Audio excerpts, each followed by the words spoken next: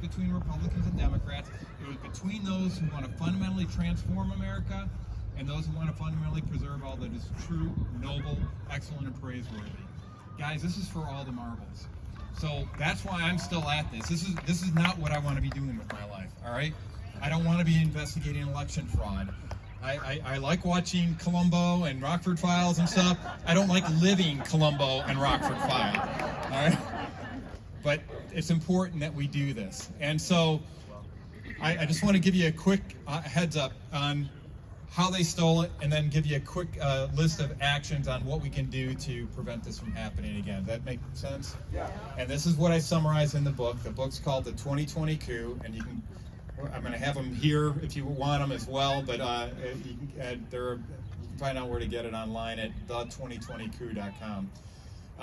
So the way they stole it was in 4 basic phases. First phase, I call it the preparation phase. It's been going on for decades.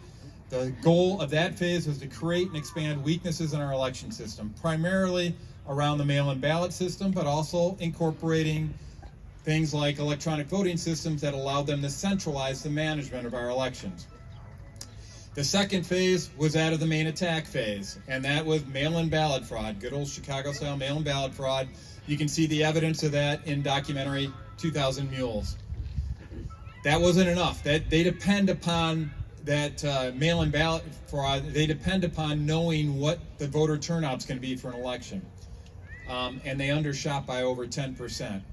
And so that required them going to a backup plan. And that backup plan, that involves direct manipulation of the vote tallies and updating this whole chain of custody to make sure that they can keep a straight face when they put out that vote tally. That's when the drops at 3:30 in the morning become interesting, because they had to put in ballots to correspond with the vote tally that they needed. And a lot of people don't know this, but the day before Wayne County Board of Canvassers certified the election, they had another little drop of poll books, brand new poll books, 13 days after the election. In other words, they just figured out who can vote in the election 13 days after the election. So the design of that was to keep all these records in sync. So the vote tally bone's connected to the ballot bone, connected to the poll book bone. And that's what they were doing to sync them all up. And then the last phase is that of the defense phase. And that defense phase is where they call people like me domestic terrorists for talking about election fraud. They tell everybody that I'm just a conspiracy theorist, but we all know the difference between a conspiracy theory and fact is, right? 6 months, right. It's even shorter nowadays. So we have a period right now in the defense phase where they're destroying election records. There's the lawsuits that are going on. I'm telling you, I want to let you know there's some good news around that front. We've got law enforcement finally engaged on a lot of different fronts right now. The sheriffs are getting engaged. We have a prosecutor interested. We have a judge interested.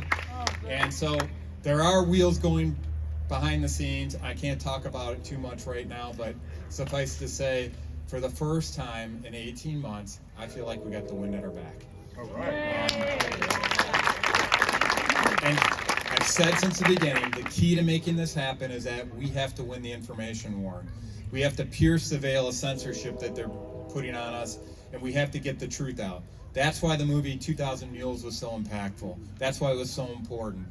A little known fact, I asked Dinesh to do that 2 weeks after the election, but he took a while, but he got it out there, so it's good. That's why I put out the book, The 2020 Coup. We have to get the information out there. And then also, Mike Lindell's working on a documentary that I like to say is the follow-up to 2,000 Mules and my book, The 2020 Coup, and also the movie Rigged, you may have seen as well. Those are all targeting the head. The movie Mike Lindell's going to be putting on in the documentary on Tina Peters, that's going to tug at the heart. How many of you guys know who Tina Peters is? Tina Peters was a clerk in Mesa County, Colorado, who did the unthinkable. She actually did her job, and she took a copy of her. The responsibility of a clerk is to be responsible for the integrity of the records under their supervision, right? So she took a copy of her voting system equipment before Dominion came in and serviced it, and another one after, and saw the changes. And what we've analyzed as a result of this is that we know that they were modifying the vote tallies directly. We saw that they had 2 different databases in Colorado. They had a database that was created at the beginning of the election and another one a few days after. They have early voting in Colorado. So they created this new database, and they didn't reload all the votes from the first database when they did that. So we have evidence that they had 2 different instances of the vote tally database. We also know that they had 36 wireless connections to their election management server. We know a lot of stuff that they deny to this day ever happened, but now we've got the evidence. And when you see what happened to Tina Peters as a result, she was thrown in jail at a time when her dad died while she was in jail. She has been one of those folks taking a stand that understands the time. And I've met her out at the Cypress Symposium with Mike Lindell. She's a warrior. And when you hear her story, I think that's going to be the straw that breaks the camel's back, because we've hit the head now with all the data we're putting out in book and movies. This last one's really going to tug at the heart and why we're doing this. So what can we all do? All right. I broke it out in the book into 5 different audiences. So what can citizens do? What can legislators do? What can election officials like clerks and secretaries of state do? What can judges do? And I think there's something else in there. Legislators, did I say that yet? Yeah, okay, and law enforcement. And what can law enforcement do?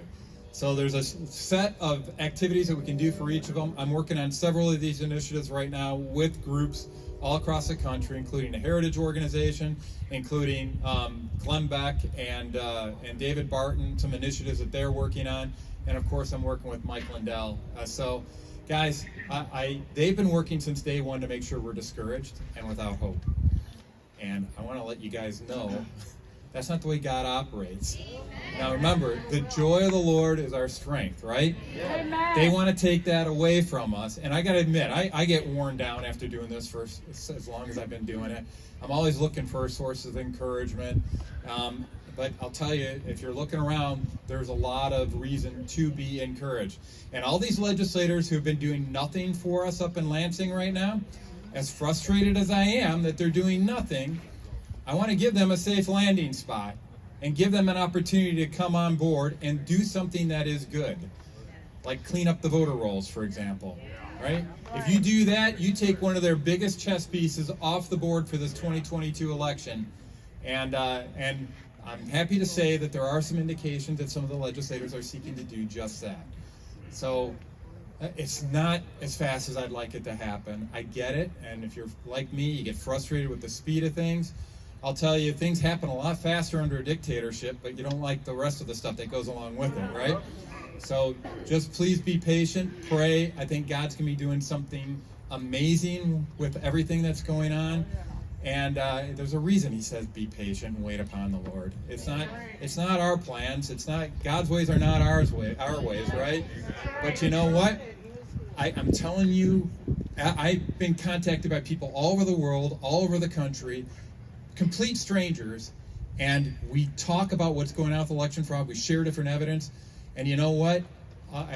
Probably about half the time I get this call from a complete stranger, we're ending up the conversation in prayer.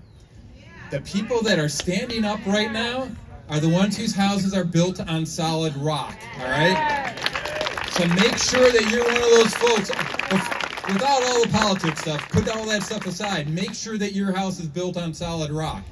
Because there's going to be a lot of wind and waves coming up, particularly this summer, all right? And if you're built on sand, you're not going to be able to wait. You're not going to be able to get through that, guys.